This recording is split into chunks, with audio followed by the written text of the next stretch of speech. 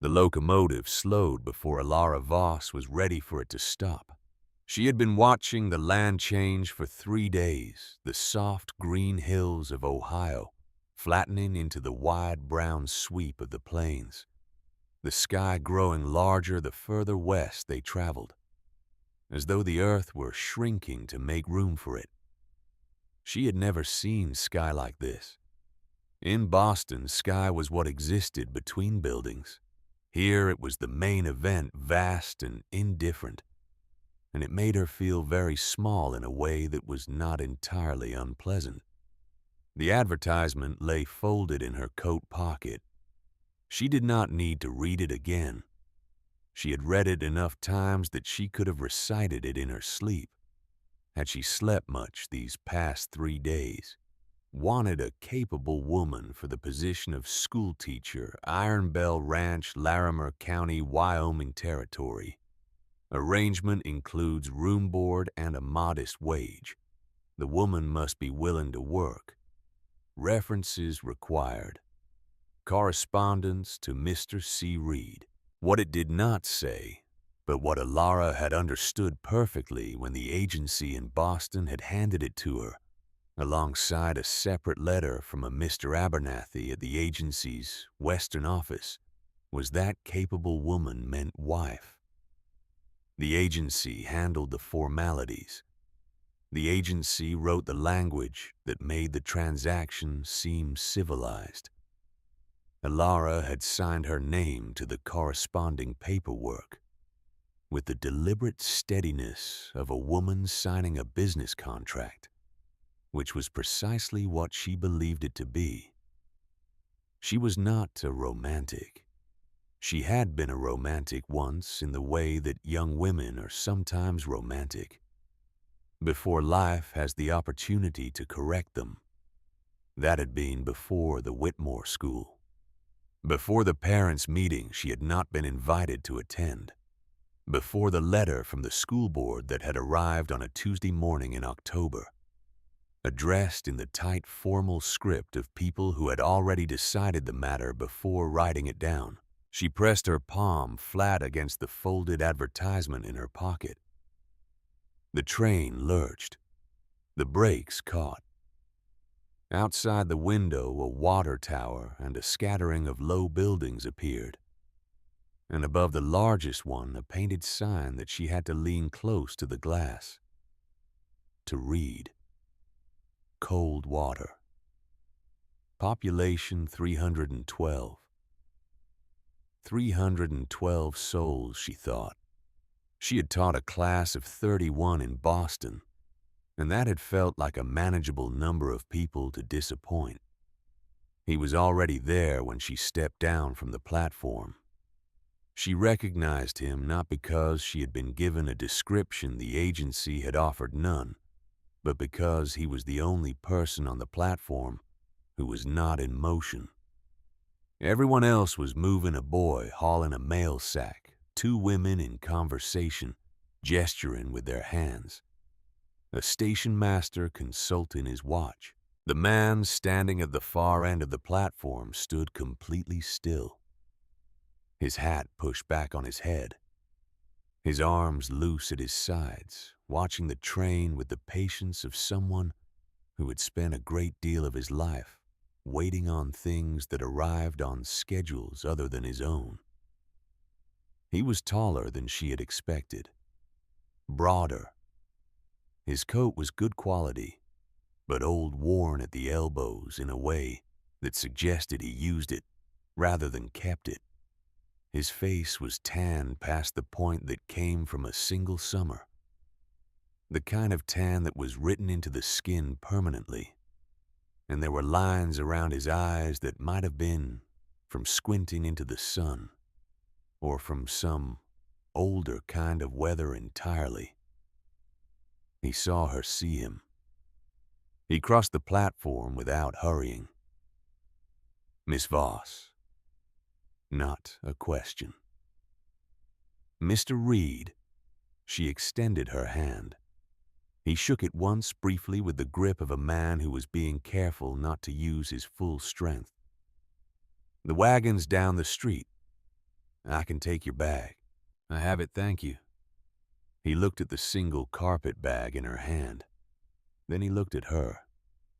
Some calculation happened behind his eyes, though she could not read what he was calculating. All right, he said.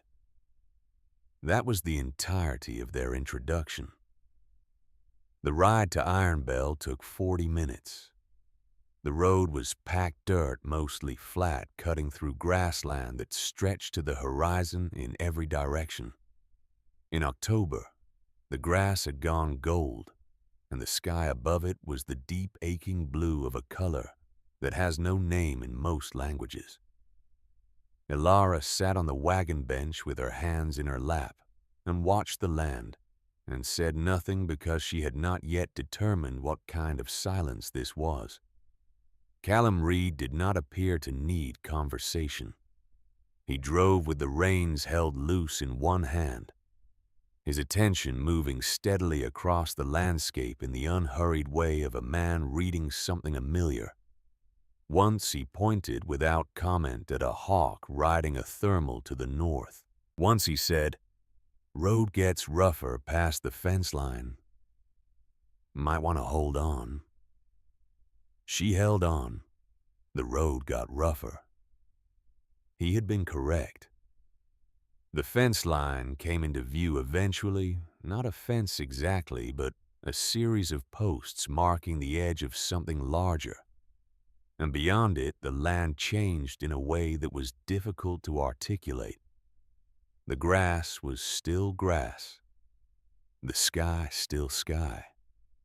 But there was something in the way the cattle moved in the middle distance, in the geometry of the outbuildings visible on the horizon, that communicated tended. That communicated claimed. "How large is the property?" she asked. "Little over 4,000 acres. She had no frame of reference for 4,000 acres. She had grown up in a city where space was measured in rooms and the distance between streetcar stops.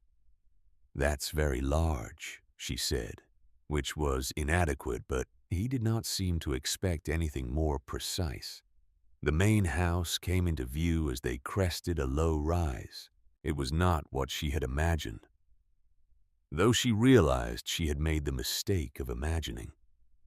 She had pictured something rough, something provisional, the kind of structure that spoke of a man who had built it quickly and intended to build something better eventually. Instead, the house was solid and well-proportioned.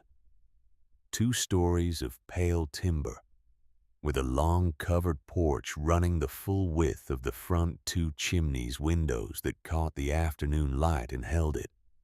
Beside it stood a barn, a bunkhouse, a smithy, and several smaller structures. Beyond all of this, a corral where 3 horses moved in slow circles, and pasture land stretching away into the distance, broken here and there by the dark shapes of cattle. "You built all of this," she said. It was not quite a question. "Over 15 years.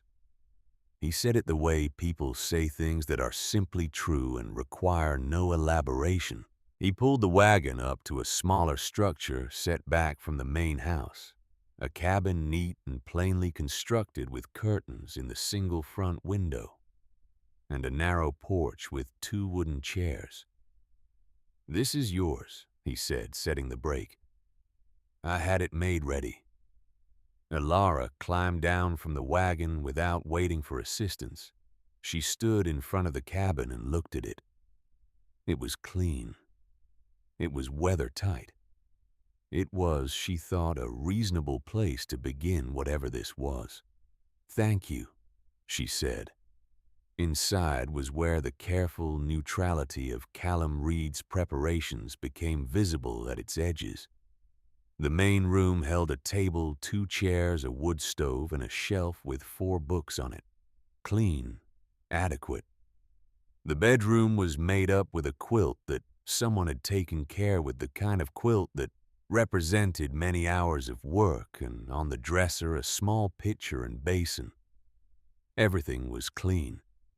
Everything was also slightly wrong. The curtains in the bedroom window were too short.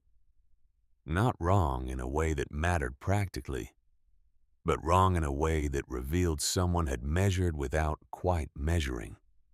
The quilt was beautiful, but clearly old, with a pattern that suggested it had belonged to someone before it belonged to this bed. The 4 books on the shelf were arranged spine out, which was normal, but when Elara looked closer, she saw that one of them, a volume of Tennyson, had a small piece of ribbon marking a page, dried at the edges as though someone had placed it there and not returned to remove it. She did not touch the ribbon. She set her carpet bag on the floor and stood in the center of the room and understood in the particular way that women understand things that no one has said out loud, that this space had been created in a hurry. Not because Callum Reed was a careless man, but because until very recently, it had held someone else's things. A knock at the door. She opened it. The woman on the other side was perhaps 60, built with the solidity of someone who had worked her entire life and expected to work for the rest of it. Her hair was iron gray and pinned with the efficiency of someone who considered hair an administrative matter. Her eyes were blue and sharp and moved over Elara in a single, unhurried sweep that took in everything. "Mrs. Stills," the woman said. "Nora Stills. I manage the house." She paused. "Mr. Reed's house. Elara Voss. I know who you are." Not unkindly, simply factually. "Supper's at 6. The hands eat in the bunkhouse. You'll eat with Mr. Reed at the main house or here if you prefer. He said it was your choice. I'll eat here this evening if that's no inconvenience." Nora Stills looked at her for a moment as though recalibrating some internal measurement. "I'll bring a plate." She turned to go, then turned back. "The well is 20 yards north. Don't let the rope play out more than halfway or the bucket catches on the stones. Mr. Reed keeps meaning to fix it." "Thank you." "You'll want to know," Nora said, and then stopped and something moved across her face. Not regret exactly, but its shadow. "You'll want to know how things work here. There are ways things work. You'll pick them up." She left before Elara could ask her to be more specific. Callum came by an hour later. Elara had used the hour to unpack her bag, arrange the 4 items she owned that could be called decorative, and conduct a quiet inspection of the cabin that told her several things she filed away without yet analyzing. She had just put the kettle on when she heard his boots on the porch steps. She opened the door. "I wanted to show you the bedroom window," he said without preamble. "The latch sticks. You have to lift the frame slightly before you turn it, otherwise it won't catch." He demonstrated lifting the bottom sash of the front window as he passed. "Same principle on the bedroom one. If you try to force it, the whole mechanism comes loose, drops right out. I've been meaning to reset it since July." She stood and watched him demonstrate the window latch with the focused attention of a man explaining something genuinely important. "July," she said. "August, maybe." He considered this. One of those months. "Thank you for the warning." He looked at the window for a moment longer as though determining whether there was more to say about it. Apparently there was not. He turned to face her, and for the first time, he seemed slightly uncertain of what he was doing in this room. "The schoolhouse is the building east of the barn," he said. "I can show you tomorrow if you want to see it before the children come." "How many children?" "7 from the neighboring ranches. Yours makes 8. He paused. If you brought children, the paperwork. I have no children. Something tightened at the back of her throat and then released. It's just me. All right, he said. The same 2 words as before, carrying the same quality. Not indifference, but a kind of acceptance so practiced it was difficult to distinguish from indifference. He moved toward the door, stopped. Said without turning around, Miss Voss, if there's anything the cabin lacks, tell Mrs. Stills. She'll see to it. Mr. Reed. He turned. She met his eyes. Brown, she noticed. Dark brown and direct and carrying something she could not yet name. Why is this furniture only half emptied? A silence. The room was used for storage, he said. Most of it's been moved. Most of it, she said. Another silence. Longer. I'll have the rest cleared tomorrow, he said. Then he left. She stood in the middle of the half-emptied room and listened to his boots descend the porch steps and cross the yard. And she thought, he is a man who is telling me the truth and omitting the most important part of it. She had known several such men in her life. She had not expected to meet one here. The journal was in the bottom drawer of the dresser. She found it the following week while looking for an extra blanket.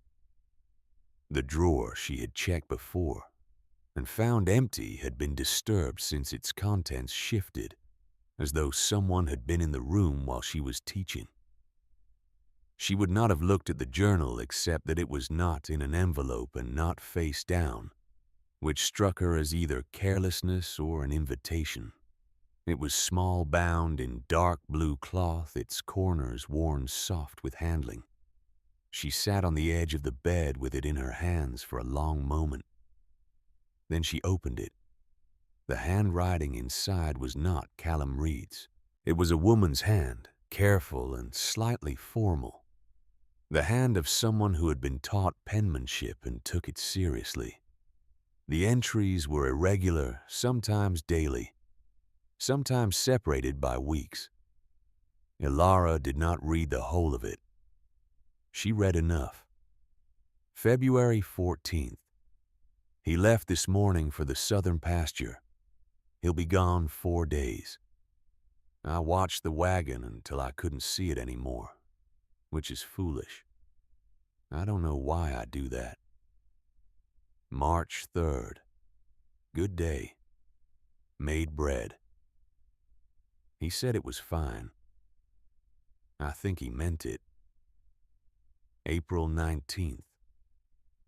Mrs. Kettridge asked me today if I was happy here. I said of course. Then I came home and sat in the kitchen for an hour without doing anything. I don't know what I would have said if she'd asked again. July 7th. He works from before light until after dark, and he is kind when he remembers to be, which is most of the time. I just wonder sometimes. I wonder if he knows I'm here. I don't mean physically. The last entry was dated October the following year, a year and a half after the first. October 22nd. Feeling tired. Callum keeps saying I should rest, but there is always something that needs doing. I told him I was fine. He believed me because he needed to, I think. Or maybe I needed him to. And then nothing more. Ilara closed the journal. She sat with it in her hands and thought about a woman who had sat in this room and looked out this window and written in this careful, formal hand about a man who forgot to look at her directly. She thought about Nora Stills saying he won't stay on his own, with the conviction of someone who had watched a slow process for years. She thought about Callum Reed saying most of it's been moved with the particular quality of a man telling the truth about the wrong thing. She set the journal on the dresser. She said quietly to no one, "Well, at least she and I have that in common." She did not mean it as a joke, but it landed somewhere between grief and dark recognition, in the particular territory where those two things coexist without resolving into either. But before she had found the document that explained the journal, there had been the document that explained everything else.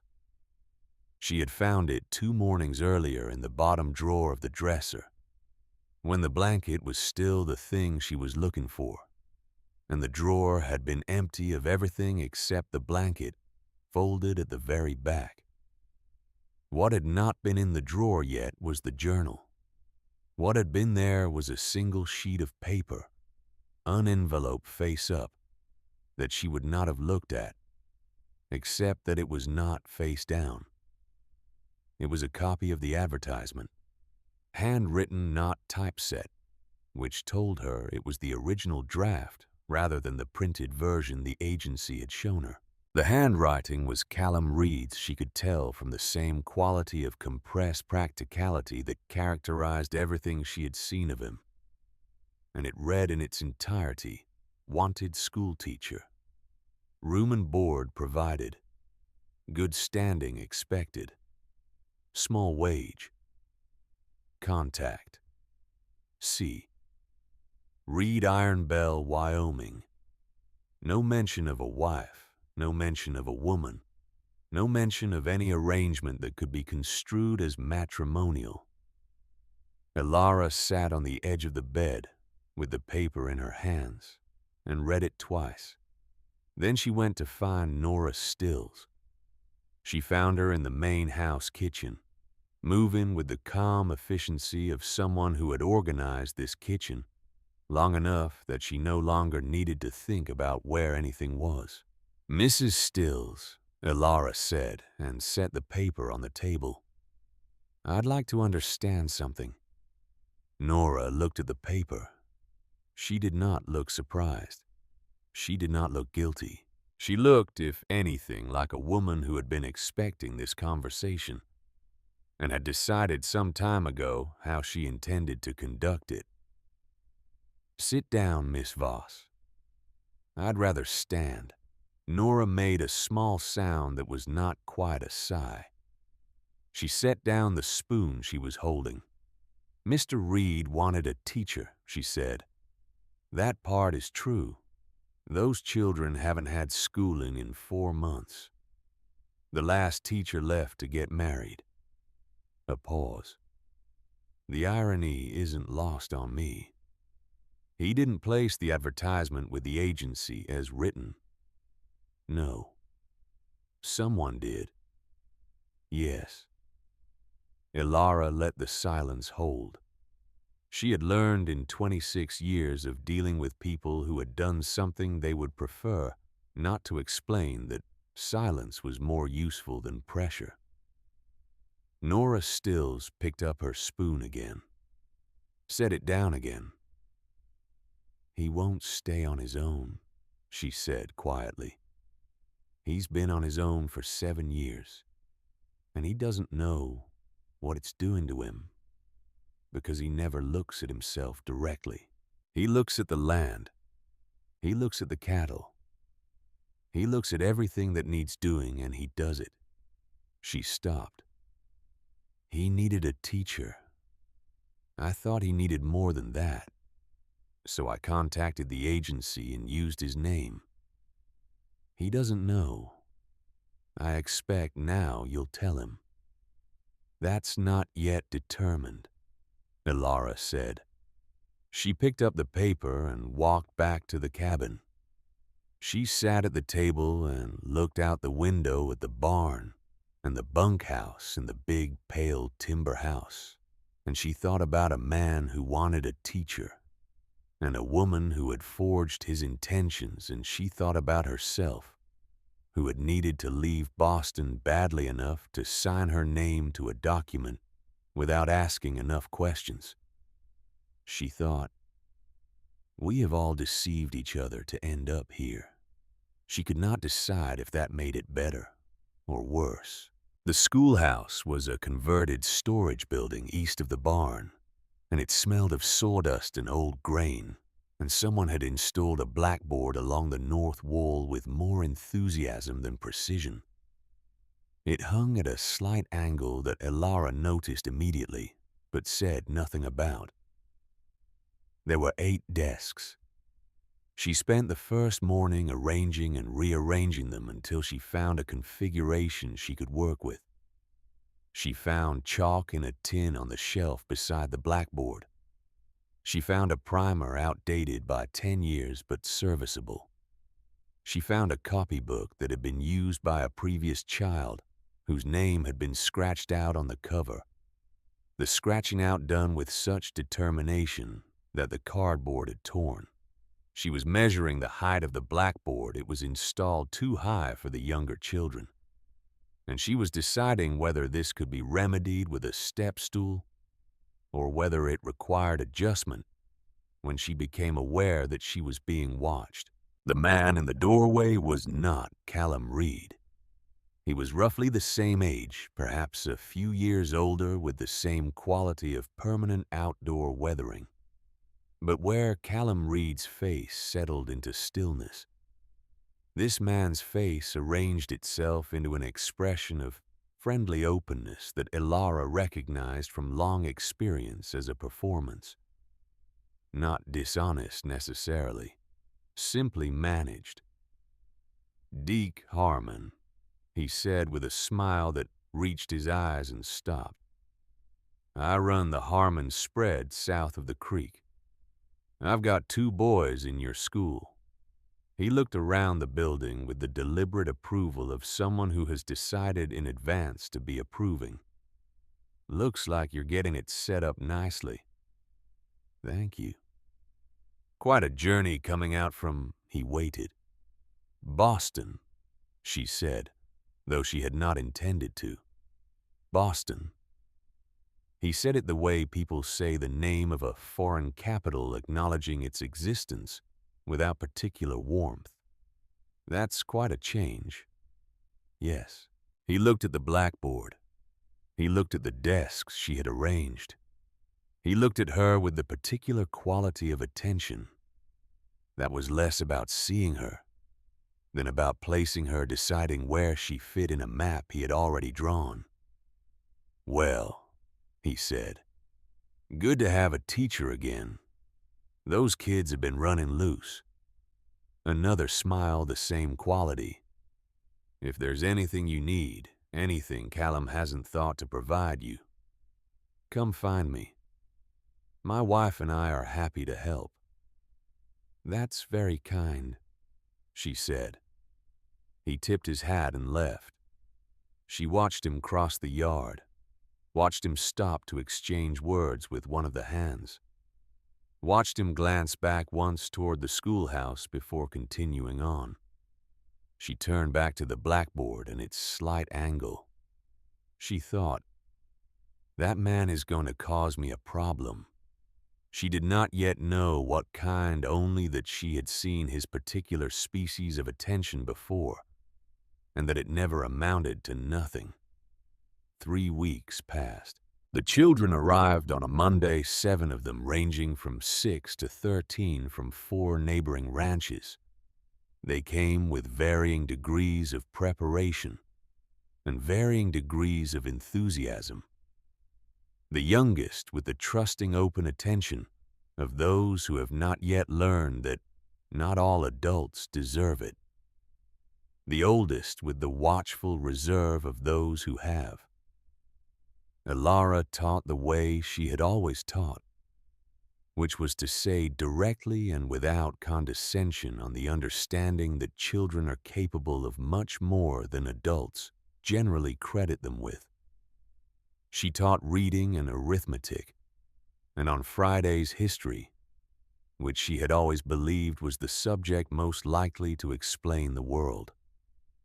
She kept the blackboard visible to all 8 desks by bringing the front rows forward and placing a step stool for the youngest 2, which solved the height problem without requiring anyone to adjust a wall. Callum came by the schoolhouse once in the first week, stood in the doorway for a few minutes watching, and left without comment. The second week he came twice, both times briefly. He never interrupted. He never explained what he was doing there. She did not ask. In the evenings, she ate alone in the cabin or occasionally at the main house when Nora extended an invitation that was framed as a suggestion and functioned as a mild imperative. At the main house, Callum ate at the head of the table with the economy of movement of a man for whom dinner is fuel rather than occasion. They talked about practical things. The schoolhouse roof needed inspection. Before winter, 2 of the children were behind in reading and might need extra sessions. The well rope should be replaced before the temperature dropped. Once over coffee, he said, "You're good with them." She waited to see if he would say more. He did not. "They're good students," she said. He turned his cup on the table once a quarter rotation. "The Braddock boy, older one. He's not learning to read because he can't. He's not learning because someone told him he couldn't." "I know," she said. "I've been working around it." He looked at her, then directly, in the way he sometimes did when something surprised him, as though surprise was a thing he had learned to keep mostly internal, but which occasionally surfaced. "All right," he said. The same 2 words, but this time they meant something different. On the first Monday of November, 2 children did not come to school. They were the Harmon boys, Deke. Harmon's 2 sons, the older one 11, the younger 8. No explanation came with their absence. Elara taught the remaining 6 children and said nothing and turned the matter over in her mind all afternoon. The next day, a woman she did not know stopped her outside the general store in Coldwater.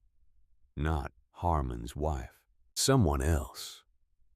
Someone whose children attended a different school in the next town over, which meant her presence in this conversation was not accidental. "I heard," the woman said in the tone of someone delivering information they expect to be received with gratitude, "that there was some trouble in Boston with one of the children at your school." Elara said, "I beg your pardon." The woman looked at her with the expression of someone who has just said something they cannot unsay and is trying to determine whether to commit to it or retreat. She committed.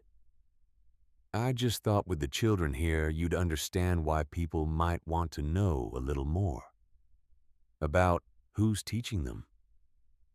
Elara looked at her for a long moment. She thought about all the things she could say. She had prepared for this in the abstract. During the 3 days on the train, she had known it was possible, had told herself she was ready, had rehearsed versions of the explanation that was not quite a defense, but would have to function as one. She said nothing. She turned and walked back down the street, and she did not let her pace quicken, even though every instinct told her to move faster, because she had learned in Boston that the pace of your departure was itself a form of testimony. She did not tell Callum. She made that decision deliberately, with the same deliberateness with which she had unpacked her bag in a room that was half emptied of someone else's life. She had managed things on her own before. She was managing things on her own now. To tell him would be to require something from him before she had determined whether it was safe to do so. This was the first mistake she made at Iron Bell. She would not recognize it as a mistake for some time. By then, it would have grown. That evening, for the first time, Nora Stills told her something she had not been asked. They were in the main house kitchen after supper, Nora washing and Elara drying an arrangement that had developed in the past weeks, with no discussion and no acknowledgement. Nora said without turning from the wash basin, "You'll want to know how things work here." It was the same sentence she had said on the first day, but its weight was different now. "I'm listening," Elara said. "People talk in a town this size," Nora said. "They talk because there's not enough else to do, and because talking makes them feel they have some say in things they don't actually have a say in." She was scrubbing a pot with focused attention. They talked about Mr. Reed when his wife died. They talked about how he handled it, which was badly in their opinion because he didn't handle it publicly enough. Men who go quiet after a loss make people uncomfortable. She set the pot in the rinse basin. "You will want to be careful of people talking, of people deciding things about you before you've had a chance to be anything to them." Nora turned and handed her the pot.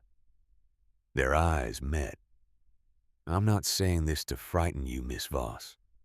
I'm saying this because you're here. And the winter is coming, and it will be easier to weather if you understand the terrain." Elara dried the pot. "And what is the terrain?" Nora turned back to the wash basin. After a moment, she said, "Mr. Reed is a good man. He is a fair man. He is a man who forgets to look at people directly, which can be mistaken for not caring but isn't." Another pause. "He's also a man who will not ask for help. Not because he's proud exactly, because he's forgotten he's allowed to." Elara set the pot on its shelf. She looked at the back of Nora Stills's head, at the iron-gray hair pinned with administrative precision. "You adjusted the advertisement," she said, "to bring me here." Nora did not answer. "I'm not going to tell him," Elara said. The hands in the wash basin went still. "At least not yet," Elara said. "I haven't decided what it means for either of us yet, but I thought you should know. I know." She hung the dish towel on its hook and walked back to the cabin, in the cold dark past the barn, where one of the horses moved in its stall, with a sound like a long exhalation. Past the corral fence, gleaming silver in the early moonlight. The sky above her was enormous and salted with stars. She stopped on the porch and stood in the cold, and thought about a man who went quiet after his wife died, and had been quiet for 7 years. She thought about a woman who had written, "I wonder if he knows I'm here," and then died wondering. She thought about herself standing in the dark in Wyoming in the first week of November, with no one waiting for her inside the cabin, which was the same as Boston, except that here the sky was much, much larger. She was not happy. She was not unhappy. She was, for the first time in 14 months, in a situation complicated enough to require her full attention. That was not nothing. She went inside, lit the lamp, and opened the Tennyson from the shelf. She did not read it. She looked at the dried ribbon marking a page and thought, "Whoever you were, I'm sorry I didn't know you." Then she set the book on the table and began to plan the next week's lessons. Outside, the wind off the plains moved through the long grass with a sound like patience, like something that had been waiting a long time and had decided it could wait a little longer. The third child left on a Wednesday. Elara was mid-sentence at the blackboard, the letter Q, which most of the younger children found genuinely offensive, when she looked up and counted 6 instead of 7. The Kettridge girl, 9 years old, with the attentive brown eyes of someone who had been listening carefully since the first day. Her desk was empty. Her copybook was not on it, which meant she had not forgotten to come. She had been told not to. Elara finished the lesson. She gave the 6 remaining children a copying exercise, walked to the window and stood there for a moment, looking at the corral. She thought about the woman outside the general store. She thought about Deke Harmon in the schoolhouse doorway with his managed smile and his particular quality of attention. She thought about the letter she had received from a school board in Boston 14 months ago, formal script on heavy paper, and how she had read it standing at the kitchen table with her coat still on, because she had just come in from outside and had not yet decided to stay. She turned back to her students. Martin Braddock, the older one, the one who had been told he couldn't learn, was bending over his copybook with the fierce concentration of someone proving something. She watched him for a moment. "Good," she said quietly, though she had not walked close enough to see his work. She had learned that sometimes what children needed was not correction, but the simple information that someone was paying attention. She did not go to Callum that evening. She ate alone and read and went to bed early and lay in the dark and listened to the Wyoming wind and thought about how many ways there were to lose ground quietly without anyone being able to point to the precise moment it began. 4 days later, Deke Harmon came to the schoolhouse again. This time he came without his boys. This time he came in the late afternoon when the children had gone home and Elara was erasing the blackboard with the methodical attention she brought to everything that needed doing, which was the only way she knew to do things. "Miss Voss," he said. "Mr. Harmon." He came into the room and stood where he had stood before with the same managed openness and the same quality of a man who has decided in advance what he intends to accomplish. He looked around the room. He looked at the blackboard, at the desks, at her. "My boys are going to be staying home for a while," he said. "I wanted to tell you myself." "That's considerate," she said. She continued erasing. "I don't want you to think it's anything personal. It's just, in a community like this, people have concerns about their children's education." He paused. "About who's providing it?" She set the eraser down. She turned and faced him. She had a great deal of practice at facing people who were telling her something they had rehearsed. "And where did the community's concerns originate?" she asked. He made a small sound of discomfort that he smoothed over immediately. "These things get around. I'm sure you understand. Small town." "Where did they originate, Mr. Harmon?" The managed openness held for another moment. Then something shifted in it, not dropping entirely, but adjusting. "There was a letter," he said, "passed through the post office to the Harrington woman over on Miller Creek.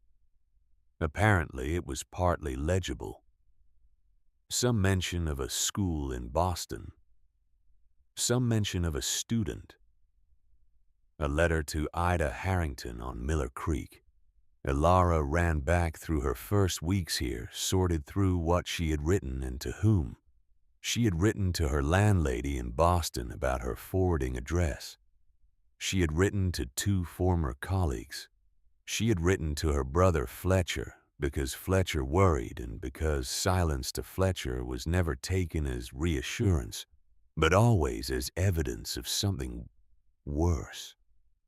The letter to Fletcher. She had mentioned Coldwater by name. She had mentioned Iron Bell. She had mentioned the school. And somewhere between Boston and Miller Creek, through the handling of the Coldwater post office, through whatever chain of small-town distribution, caused letters to travel laterally. As well as to their destinations, a partly legible page had found its way to the wrong hands, or the right hands, depending on your intentions. "I see," she said.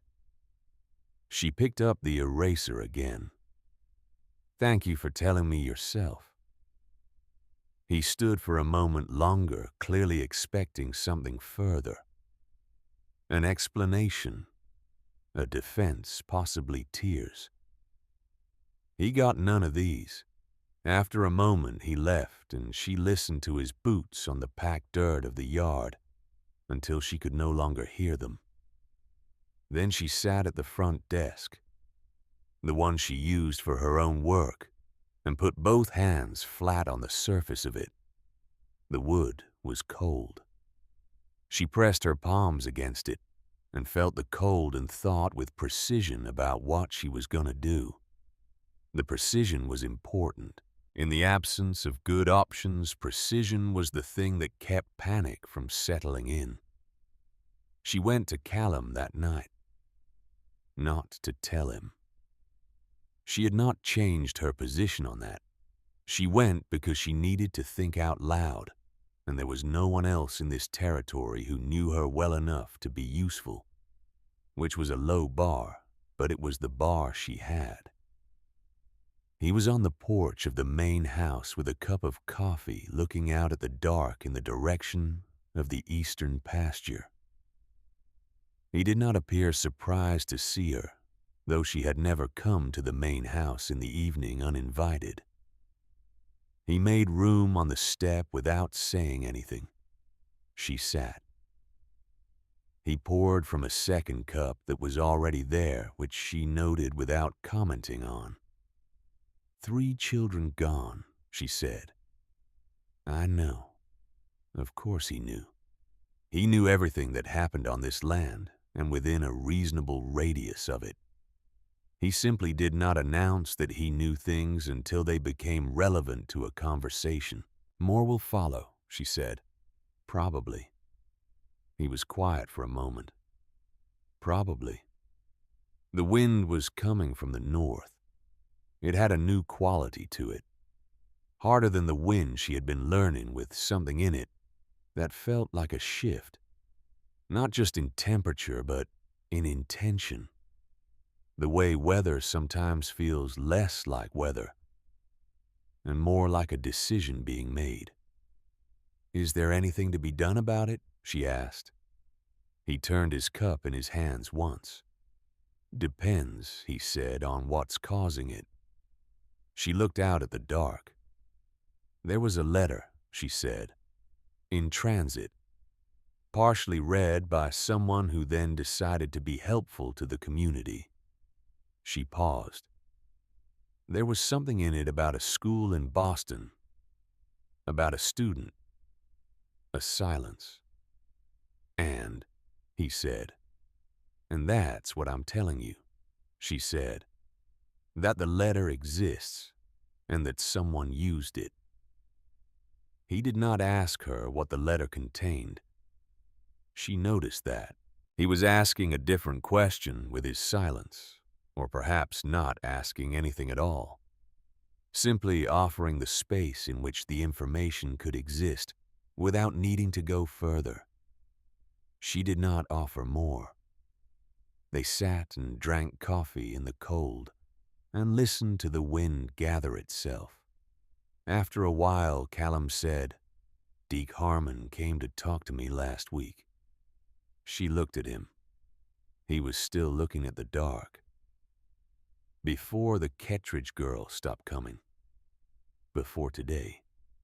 He turned his cup. He was interested in the eastern pasture. Said he'd pay well for it, which is true, he probably would. A pause. He said something else, too. Said it might simplify things. Having the property consolidated. Reduce complications. She understood the architecture of this conversation without needing to be told. He meant me. He didn't say so directly. No, she said. He wouldn't. Callum put the cup down. He turned to look at her directly the way he sometimes did when something required his full attention. I told him the eastern pasture isn't for sale, he said. I told him my property arrangements aren't his concern. A pause, just long enough. I told him decisions made on my land are mine to make. Elara looked back at him.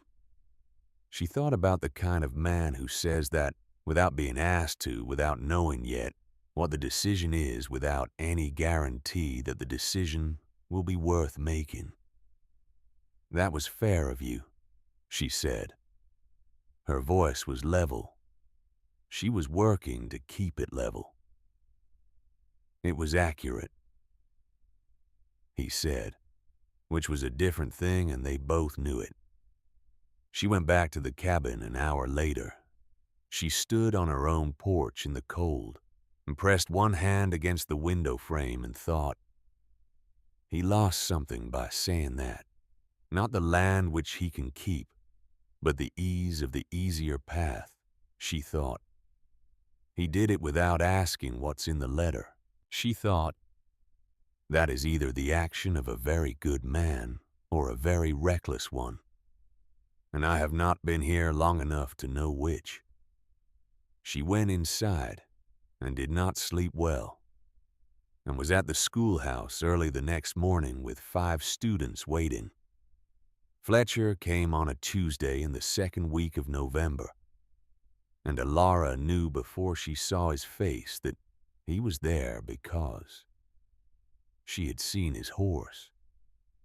It was a gray gelding, too well bred for Wyoming, tied to the post outside the general store, and she recognized it not from the horse itself, but from the way it stood with the particular long-suffering patience of an animal that belonged to someone who made impractical decisions and then expected the horse to accommodate them. She had grown up watching that horse stand in exactly that posture outside every establishment in Boston that Fletcher had ever decided to visit at an inconvenient time. She stopped walking. She looked at the horse for a moment. Then she went into the general store. Fletcher was at the counter buying tobacco he didn't smoke, which was his way of having a reason to be somewhere when he didn't want to explain the actual reason. He was 41, lean in the way of a man who moved through the world quickly, with the same gray eyes as Elara, and the same quality of paying attention that read on him as intensity and on her as composure. He turned when she came in. "Ellie," he said.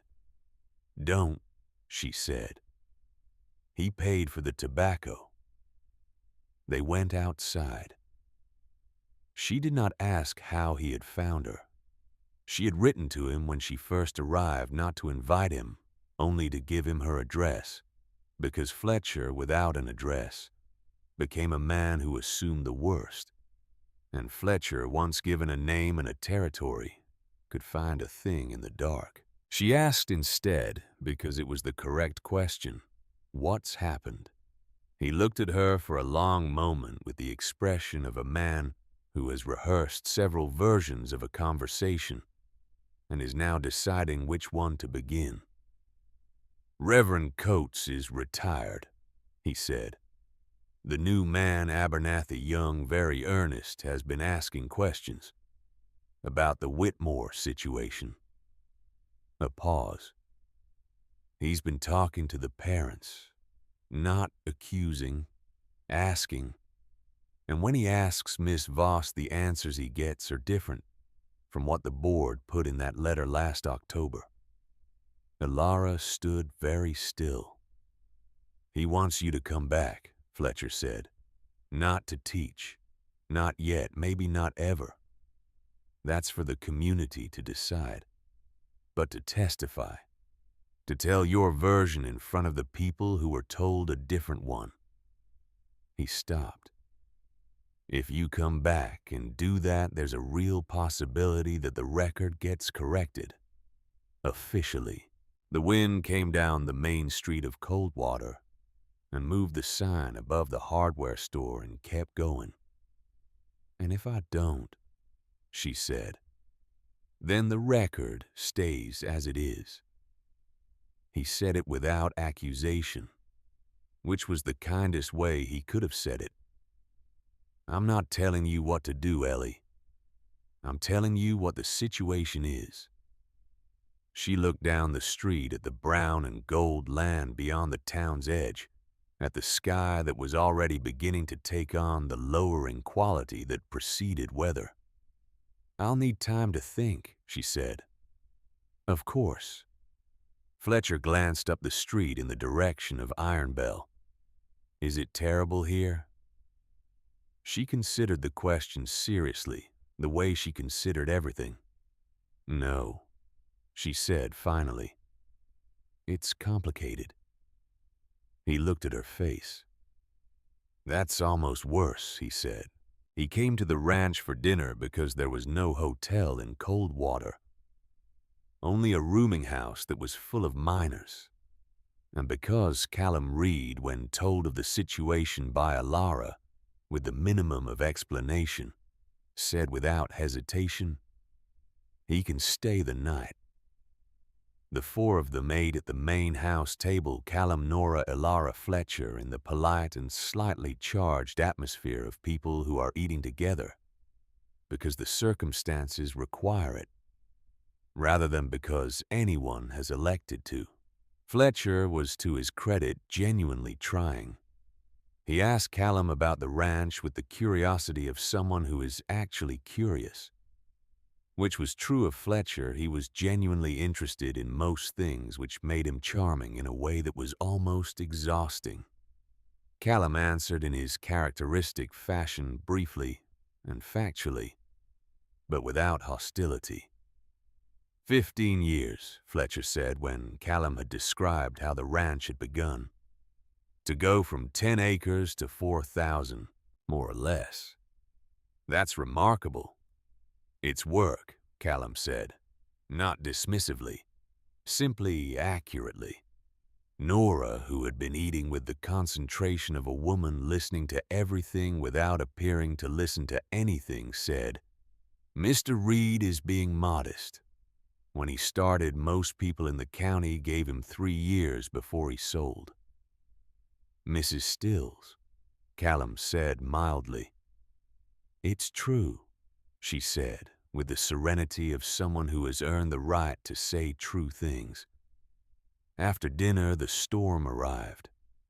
It had been building all day. Alara had watched it from the schoolhouse window, the sky thickening to the north, the temperature dropping in increments so gradual you could almost convince yourself it wasn't happening until you stepped outside and couldn't anymore.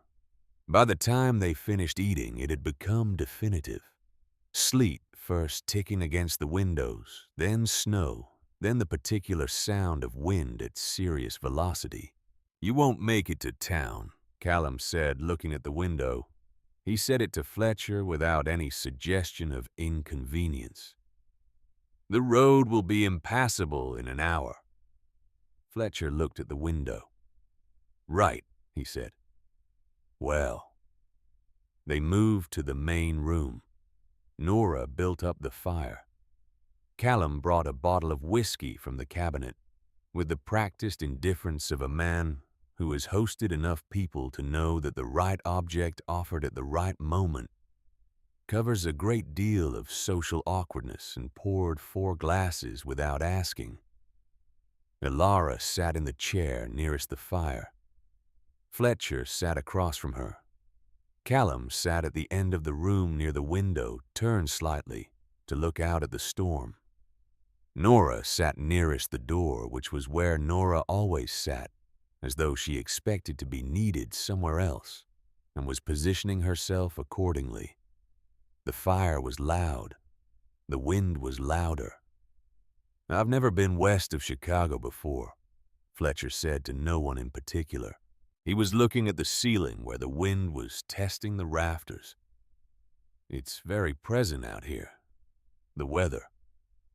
It makes itself known," Callum said. "In Boston," Fletcher continued, "we have weather, but it feels like a matter of inconvenience, an interruption. Out here, it feels like it has opinions."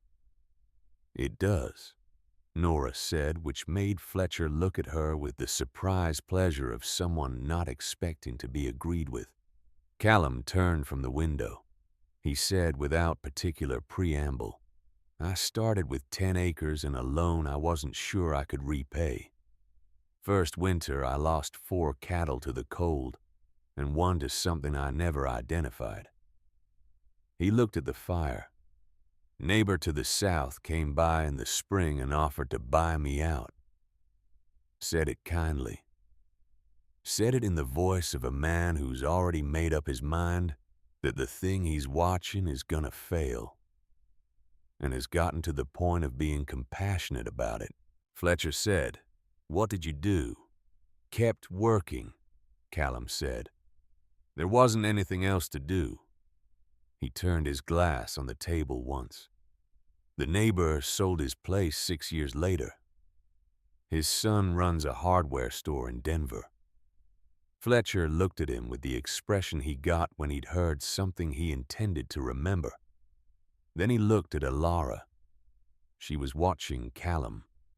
She was aware that Fletcher was watching her watch Callum, and she was aware of what conclusions Fletcher was capable of drawing from such observations. And she found to her mild surprise that she did not especially care. "Mr. Reed," Fletcher said in the tone of a man about to ask the question.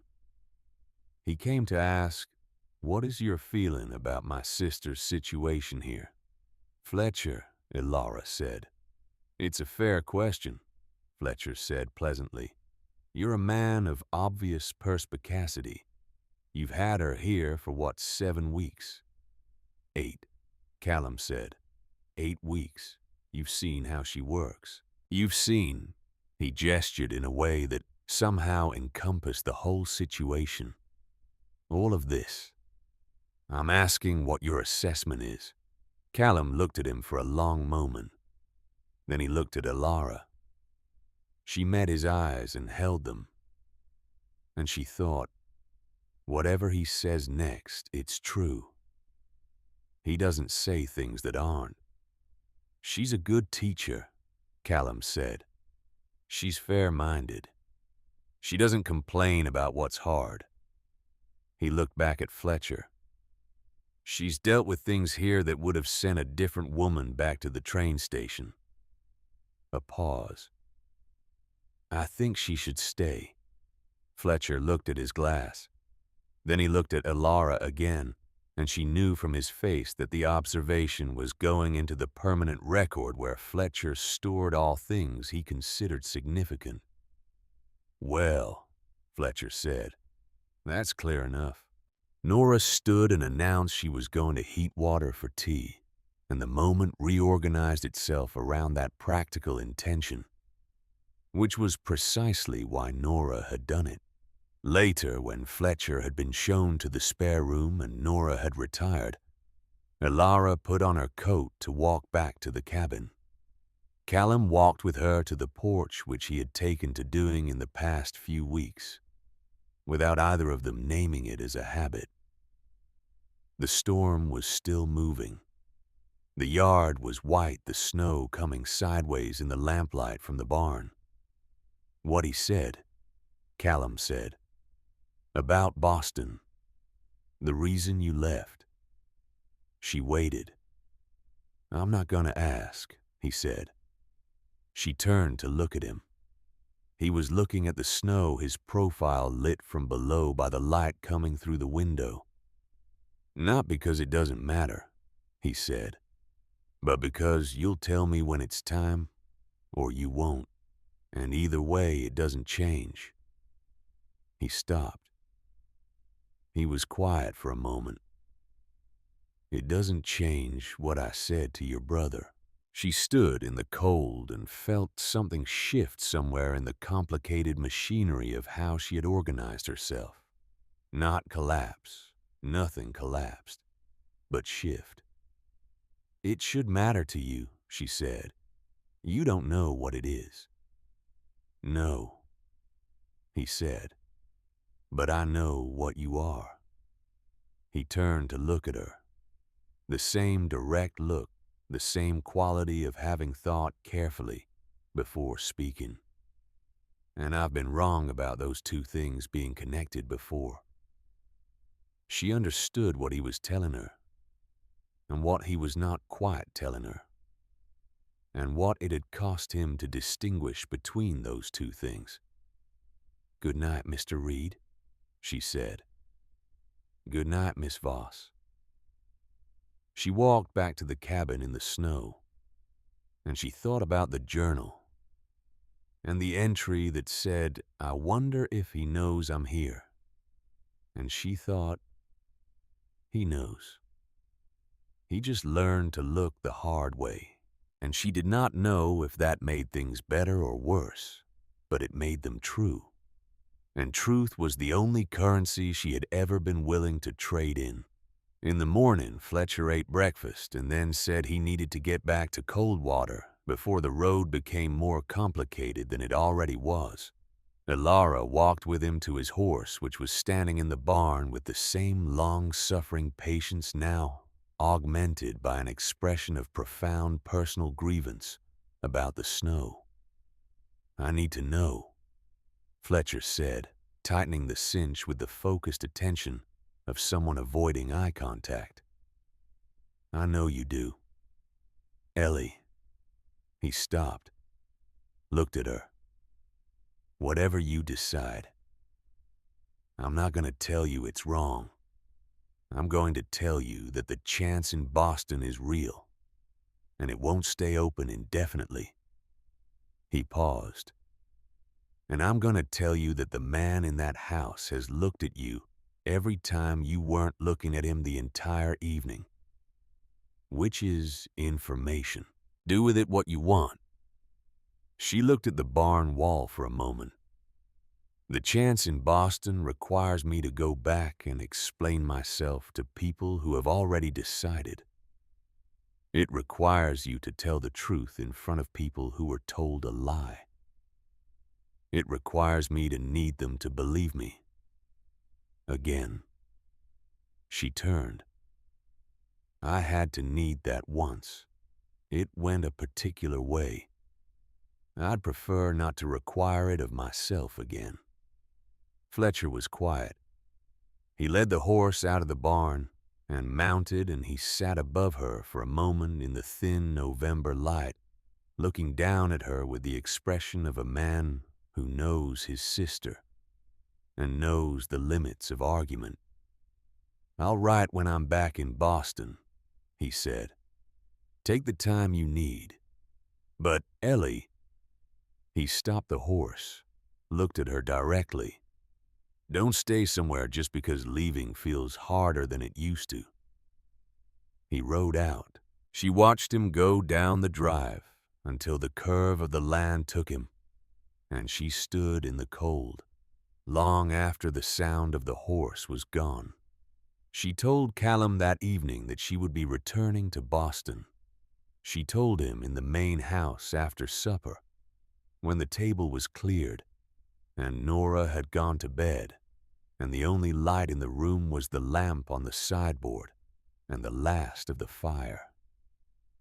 She told him in the deliberate voice she used when she had rehearsed something and intended to deliver it cleanly. She gave him the reasons. The official ones which were true. Her brother had come with a real opportunity, the kind that closed if you didn't move toward it. She gave him the practical ones, also true. The school was losing students.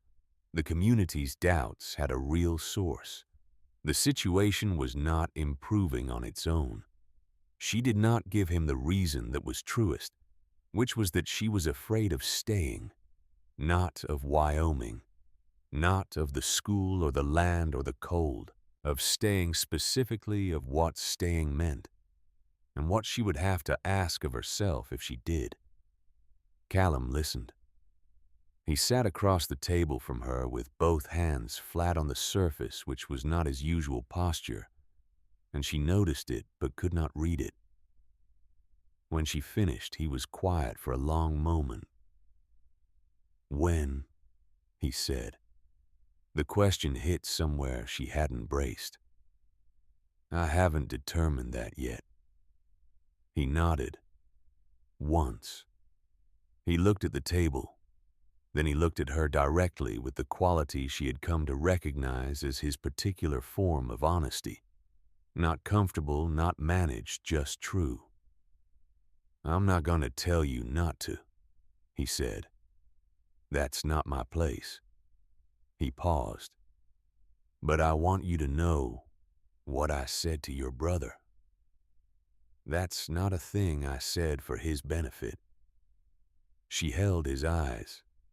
She felt the weight of it, the particular gravity of a simple sentence spoken by someone who does not speak easily.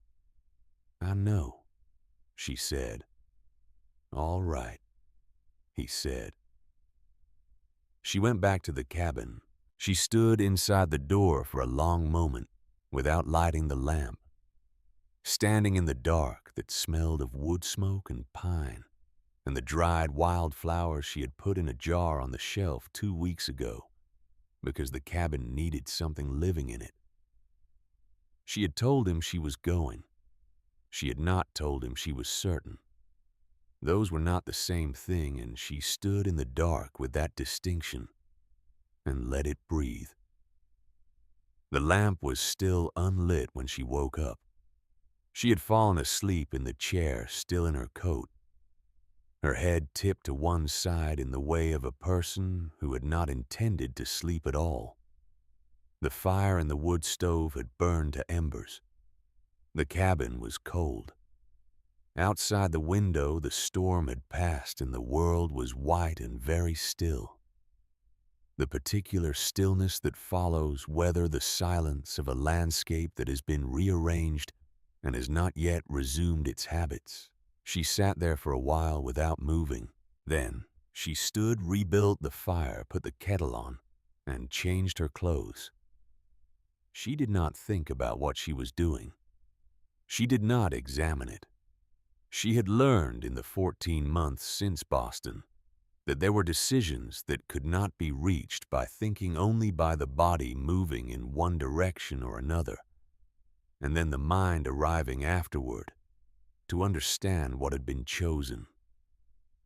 Her body walked to the main house at 7 in the morning.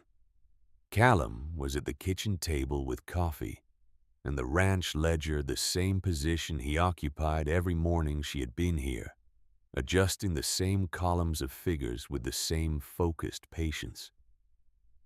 He looked up when she came in. She went to the stove. She poured coffee from the pot. She sat down across from him at the table. He looked at her for a moment. Then he looked back at his ledger.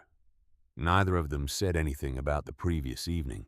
Neither of them said anything about Boston or Fletcher or the road that led back to Coldwater and the train station. She drank her coffee. He made a notation in his ledger. Outside the window, the snow on the barn roof caught the early light and held it. After a while, Nora came in and looked at them both with the expression of a woman who has long since stopped being surprised by the things she finds in her kitchen in the morning, and began making breakfast. That was how it was decided. Not with words, with a Tuesday morning in November. The days that followed had a different quality.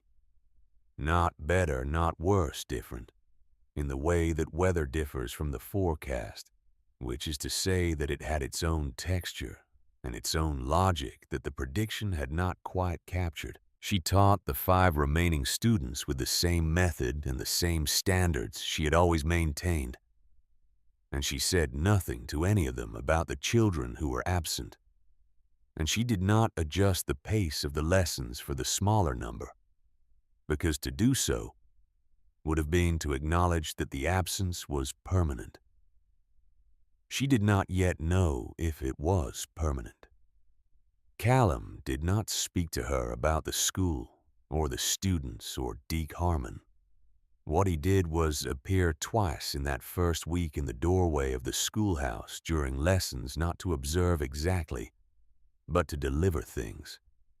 The first time it was a box of chalk he had ordered from Coldwater, which she had mentioned needing 3 weeks earlier, and had assumed he had not registered. The second time it was a book, a geography primer newer than anything currently on the shelf, still smelling of its binding, which he set on the desk without explanation, and then stood in the doorway a moment longer than was strictly necessary before leaving. One morning, a Thursday, she thought, though the days had begun to organize themselves differently. She arrived at the schoolhouse before the students and found Callum standing at the door, not knocking, just standing looking into the room through the small window set beside the frame. He did not see her coming. She stopped. He stood there for a moment longer, then turned and walked back toward the barn without trying the handle. She did not call after him. She went in and lit the stove and did not mention it at dinner, and neither did he. She did not thank him for the chalk or the primer in the moment. She thanked him at dinner on Friday specifically, and he said, "The children need materials," which was true and also not the only thing that was true. And they both understood the gap between those two territories. Martin Braddock read aloud on a Thursday, haltingly, syllable by syllable, his finger moving under each word with the concentration of someone dismantling something dangerous. But he read. When he finished the paragraph, he looked up at Alara with the expression of a person who has just accomplished something they were told was impossible and is not yet sure they are permitted to feel good about it. "Again," she said. The same word she had been saying for 3 weeks.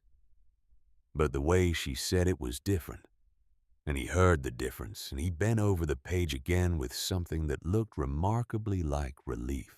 After the students had gone, she sat at the front desk in the empty schoolhouse and thought about what teaching was, which was mostly invisibility, the teacher disappearing into the repetition, so that the students' progress could become visible. She thought about how she had loved that invisibility before Boston made it a liability. She thought, "I am not done with this." It was not a revelation. It was quieter than a revelation, more like a pressure equalizing. She had known it since she walked to the main house that morning, but knowing things and allowing yourself to know them are sometimes separated by an interval that varies in length depending on how frightening the knowledge is. It was Nora who told her. Not directly, nothing about Nora was direct precisely, but everything about her was honest.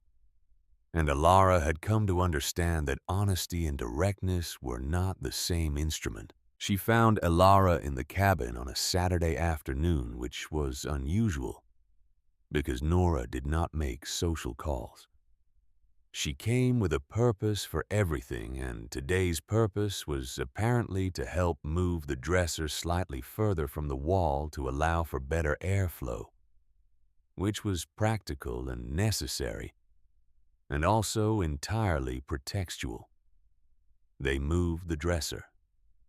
Then Nora sat in the chair by the window with the settled air of someone who has decided she is staying for a while.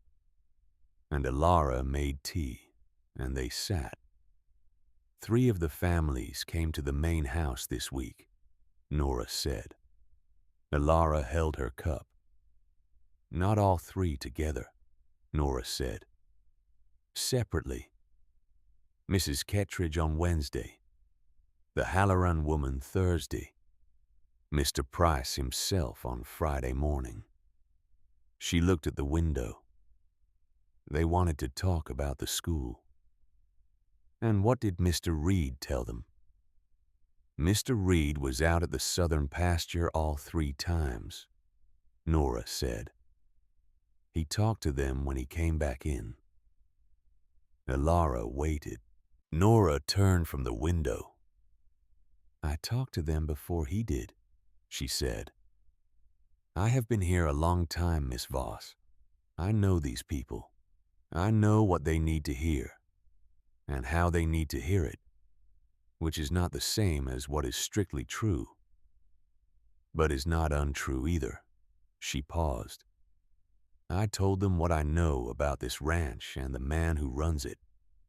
I told them what I have watched you do here for 2 months. I told them the children under your instruction have learned more in 8 weeks than in the 4 months preceding. She picked up her tea. The Kettridge girl comes back Monday. Elara looked at her. Possibly the Harmon boys, Nora said. That depends on Deke Harmon, which is a different matter. Why did you do that? Elara said, not accusingly. Because she genuinely wanted to know. Nora was quiet for a moment.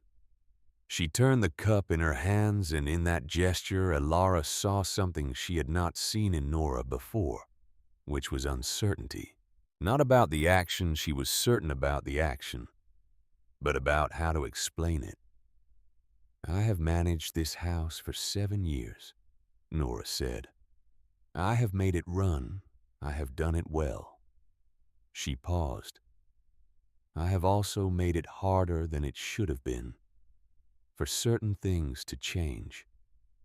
She stopped again. I was not kind to you when you arrived. I want you to understand that I know that. Elara said nothing. I kept this house exactly as it was, because I thought that was loyalty, Nora said. To her, to the way things were. She looked at the dresser they had moved. But loyalty to the dead is only useful if it serves the living, and I am old enough now to have been wrong about that for long enough that I should correct it. The room was quiet. Outside, one of the horses in the corral made a sound, a long, low exhalation. She was not happy, Elara said. No, Nora said.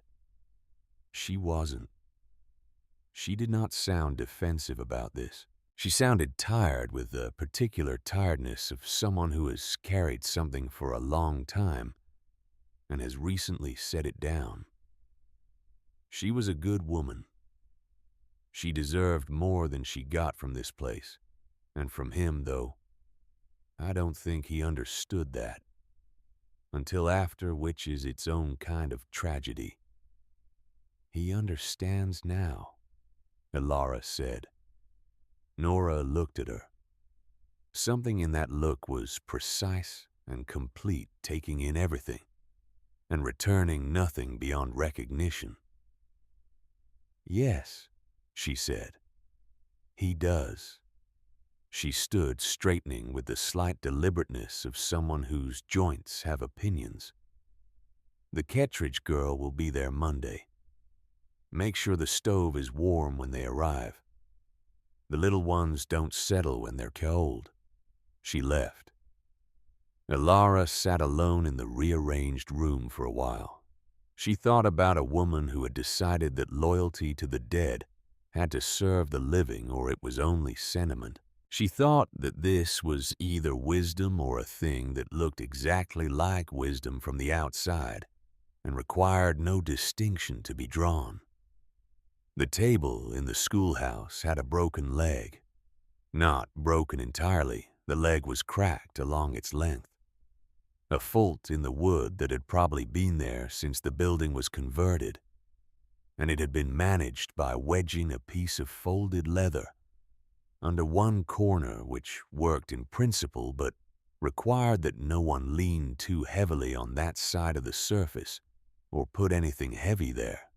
Ilara had been working around it since the first week, shifting materials to the opposite end, warning the older students without quite explaining why. She mentioned it to Callum in passing on a Wednesday, not as a request, but as an observation, in the same way she might mention that the sky looked like weather or that the morning had been cold. She did not think about it again. She arrived at the schoolhouse on Friday morning in the gray light before the students came with her lesson plans and a handful of pine branches she had gathered from the edge of the property because the room needed something that did not belong to work. She set the pine on the front desk. She turned to hang her coat. The table had been repaired. Not replaced, repaired properly. The cracked leg reinforced with a fitted brace of new wood. The leather wedge gone the surface level. The work was careful and exact, the kind that took more time than a quick fix, and had been thought about before being done. She stood and looked at it for a long moment. She had not asked. She had mentioned it once in passing at dinner. He had not said he would do it.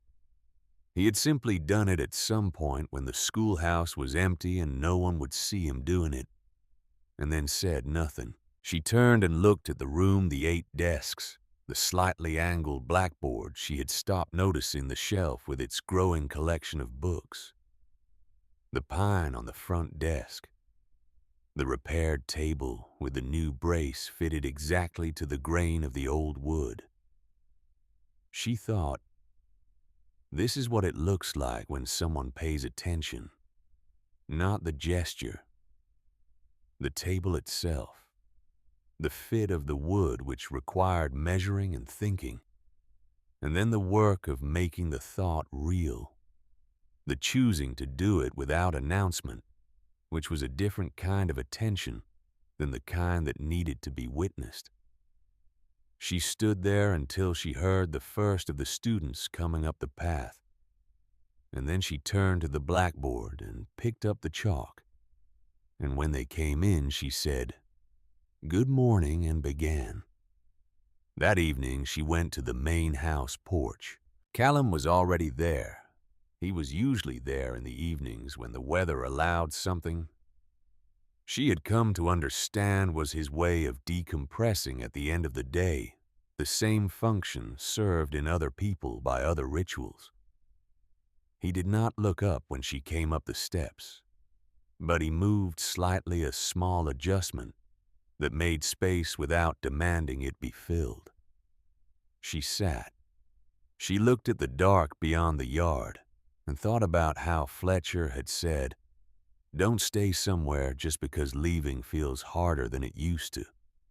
And she turned that over in her mind and examined it from the angle she had not examined it from before, which was this: leaving is not harder than it used to be.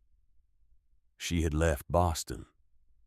She had left her profession and her city and the apartment on Camberton Street where she had lived for 6 years. Leaving was something she had recently demonstrated a capacity for. What was harder was something else. What was harder was staying for the right reason, which required knowing what the right reason was, which required a kind of clarity that had been largely unavailable to her for 14 months. She looked at the dark. She thought about Martin Braddock reading aloud. She thought about the Tennyson on the shelf with the dried ribbon. She thought about a cracked table leg measured and repaired.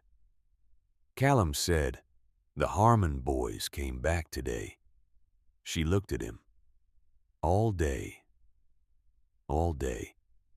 He turned his coffee cup. Deke Harmon brought them himself.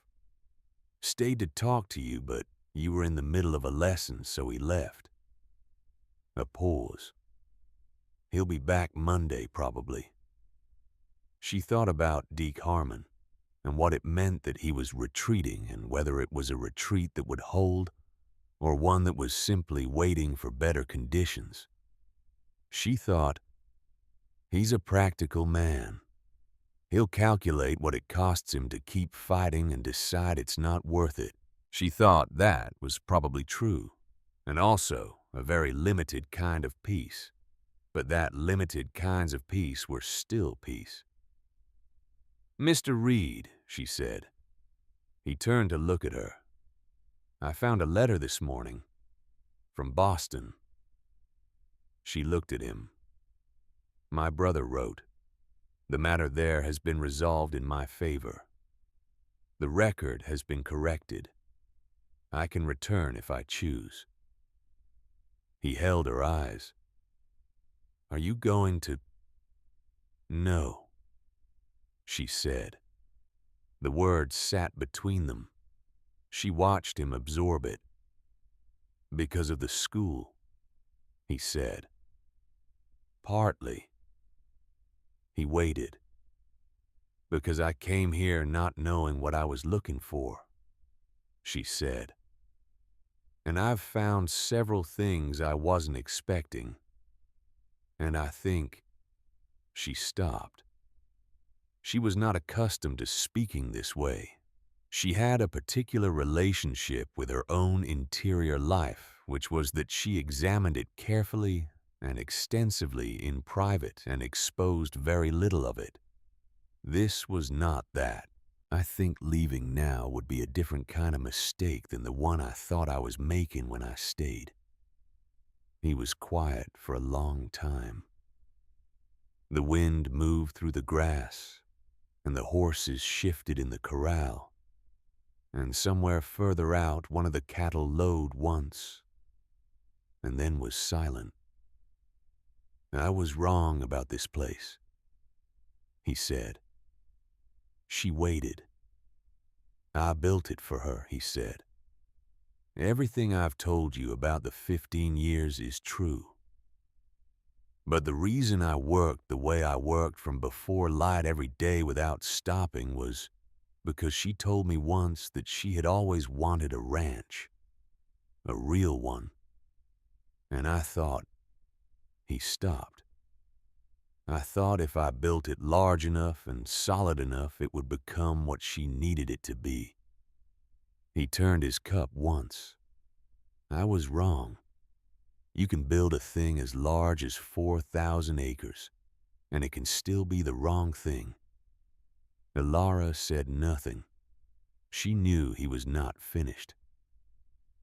"She needed me to stop working long enough to look at her," he said. "I knew it, and I didn't know how to do it. And then she was gone, and the knowing became—" He stopped again, looked at the yard. "It became the thing I carry, that I knew, and didn't act on it." He turned to look at her. "I have been trying," he said, "to not make the same mistake twice. Which is more difficult than it sounds when the thing you're trying to do is also the thing you're worst at." She looked at him. The lamp from inside the house laid a line of light along the porch boards. She could see his face clearly enough. The weathered steadiness of it, the lines that were from squinting into the sun, and from other things, the eyes that were dark and direct, and carrying something that was no longer unnameable because she had been looking at it for 2 months and finally knew what it was. "You have been looking at me," she said. "Yes," he said. "I know," she said. "I've been looking back." Another long silence. This one was different from the others. Not the silence of two people managing the space between them, but the silence of two people who have finished managing and are deciding what comes after. I don't know what I'm asking, he said. I know what I want to ask. I'm not sure I've earned the right to ask it yet. You repaired the table, she said. He looked at her. A moment passed. Then something shifted in his expression very slightly, the closest he came to being caught off guard. The table needed fixing, he said. I know, she said. That's why I said it. He looked at her for a long moment. She looked back at him and did not look away, and the line of lamplight lay along the porch boards between them and the Wyoming winter sky above was the particular dark she had been looking at long enough to stop needing a name for. Miss Voss, he said. Elara, she said. He took that in, tried it silently. She could see it happening on his face, the word finding its place. Elara, he said. Yes, she said, which was an answer to a question that had not quite been asked, but which they both understood in the particular way that two people understand things that do not need to be made fully explicit. He did not move across the porch. She did not move toward him. They sat in the cold in the dark and looked at the land they were both beginning to understand as shared. And after a while she went back to the cabin, and he remained on the porch. And nothing had been resolved in the conventional sense, and everything had been said in the most important one. The letter from Fletcher arrived in the first week of December. She had been expecting it. He had said he would write when he was back in Boston, and Fletcher's word was one of the few things in her life she had consistently been able to rely on.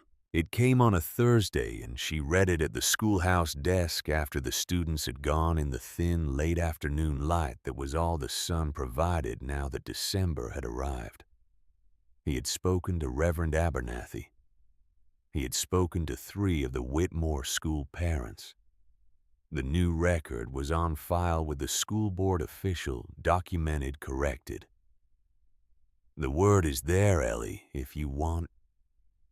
What happened to Daniel Whitmore was not your fault. The board should have said so at the time.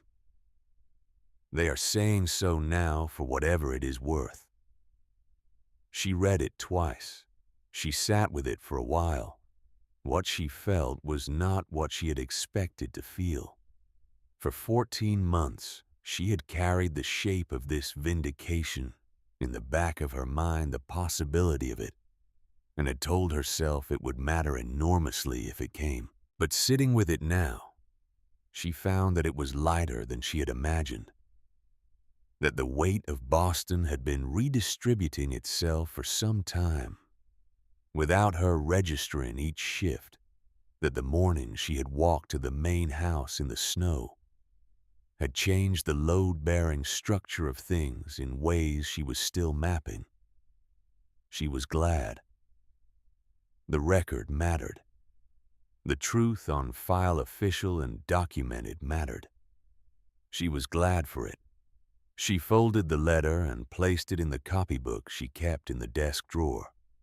She looked at the classroom, at the 8 desks, at the slightly angled blackboard she had accepted as part of the room's particular character, at the repaired table with its precise new brace. She picked up her coat and her lesson plans and walked out into the early December afternoon. Callum was in the corral when she came around the side of the barn. He was working with the youngest of the horses, a gray quarter horse that was still learning what it meant to be ridden, and he had his full attention on the animal. In the way he gave things his full attention quietly, without performance, reading and responding in increments small enough that the horse had time to understand each one before the next. She stopped at the fence and watched. He had not seen her yet. He was moving with the horse in a wide circle, letting the animal set the pace, one hand on the lead and the other at his side. He spoke occasionally too low for her to hear. The horse moved, stopped, moved again, each repetition slightly more settled than the last. She thought about how she had looked at him that first day on the platform, calculating, competent, careful, and how she had thought in the flat way of a woman conducting an assessment. This man will not require anything. I am not prepared to give. She thought about how spectacularly wrong that had been. Not because he was demanding, but because she had not known yet what she was prepared to give, and had learned it here in Wyoming in the specific company of this specific person, over 3 months of meals and silences and small revelations. He turned, saw her at the fence. He brought the horse around and tied the lead to the post and came to the fence. "He's coming along," she said. "Slowly," he said. "He doesn't trust fast." "Some don't," she said. He looked at her. She looked back at him. He had learned in the past weeks that she looked at him the same way, regardless of whether he was looking at her or not, which had taken him a while to adjust to, and which he had adjusted to without comment. "Letter came," he said. "Not a question." "Yes." "Good news." "Yes," she said. "The record has been corrected in Boston. Officially." He waited. "Daniel Whitmore was a student in my class in the spring of 1888, she said. "He was 14. He was struggling with the transition from the lower school academically, and in other ways I was only beginning to understand." She looked at the fence post, at the grain of the wood. "In March of that year, he was found in the schoolroom after hours. He had hurt himself. He recovered." She paused. "The school board convened. They determined that my failure to communicate his difficulties to his parents in a timely fashion had contributed to the situation. They dismissed me." The corral was quiet. The gray horse moved slowly at the end of the lead. "And the truth of it," he said, "the truth of it is that I had communicated his difficulties," she said, "in writing, to the headmaster, twice requesting that the parents be contacted. The headmaster did not act on either communication." She stopped. "He was a popular man. The Whitmore family was a prominent one. I was a teacher. The calculation was not complex." "No," Callum said. "It wouldn't have been. The record now says that," she said, "that my communications were filed, that the failure was not mine, that the school board's determination was incorrect." She looked at him. "That's what the letter says." He held her eyes. He said, "I'm glad." Not, "I told you so." Not, "I knew it." Not, "You should have told me sooner." Just, "I'm glad." 2 words carrying the weight of everything she had been waiting without knowing she was waiting to be told. She nodded. "I should have told you months ago," she said. "I want you to know I understand that."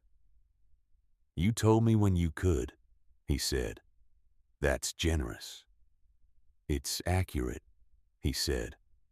She almost smiled. "You always do that." "Do what?" "Make a distinction between those 2 things when other people wouldn't bother." He considered this in the way he considered things, taking it seriously without making a production of it. "I spent a long time being inaccurate about things that mattered," he said. "I find I prefer not to." She looked at him. The afternoon light was going the sky in the west, turning the complicated colors. It turned in winter nothing as dramatic as the sunsets she had read about before coming west, but quietly extraordinary in the way that things which happened every day could be, if you were in the habit of looking.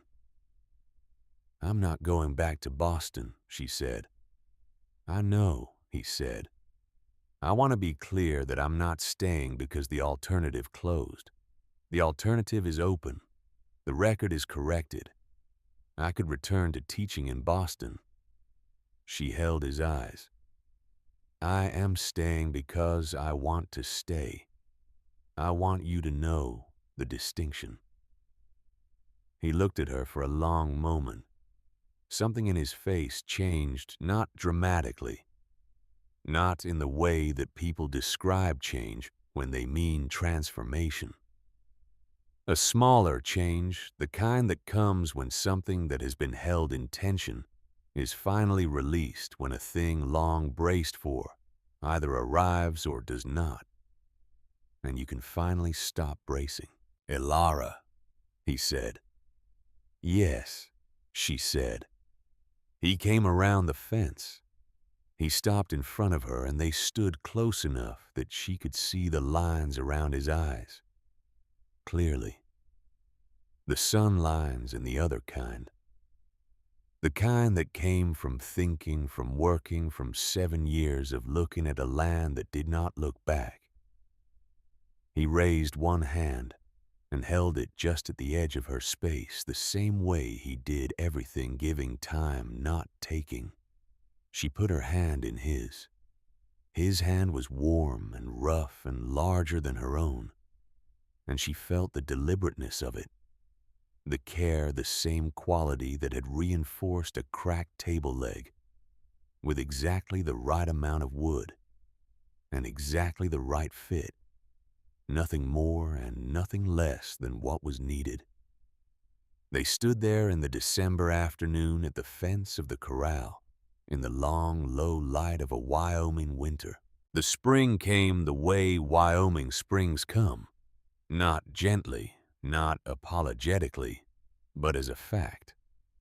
Overnight, the snow retreating to the higher ground, and the grass beginning its return with the color of something long held, finally released. On a morning in April, Elara received a second letter from Fletcher. She read it at the kitchen table of the main house over coffee, while Callum reviewed his ledger across from her. This was their ordinary morning now. His ledger and her letters and the coffee that was always ready because one of them was always up before the other and had made it. The letter was short. Fletcher had met a woman in December, a school teacher herself, a widow with a young daughter, and the situation had developed over the winter with the characteristic Fletcher speed that was the opposite of Elara's own nature, and had always worked for him anyway. He was happy. He wanted Elara to know he was happy. He wanted to know in his indirect way that she was too. She put the letter down. "Good news," Callum said, without looking up from his ledger. "Fletcher is getting married," she said. He looked up. "Is that good news?" "Very," she said. "He's been alone long enough." Something moved in Callum's expression that was not quite a smile, but was what a smile came from. "I'll write to him today," she said. She looked at the window at the yard where the mud was beginning to dry at the edges, and the horses in the corral were moving with the particular energy of animals who have endured a long winter and can feel the change. "I'll tell him things are well here." "Are they?" he said. She looked at him across the table at the man who had given her a room that was half emptied, and a table that needed fixing, and a question asked every morning in the form of a ledger page turned toward where she could see it. "Yes," she said. "I think they are." He nodded once and looked back at his ledger. and she picked up her cup and looked at the yard and the horses in the spring pale sky above the mountains that she was still even now learning how to see. Outside in the schoolhouse east of the barn, 8 desks waited. The blackboard hung at its slight angle. The repaired table stood level, the new brace fitted to the grain of the old wood, neither visible nor invisible, simply there doing what it was built to do, holding things steady under the weight of whatever came next.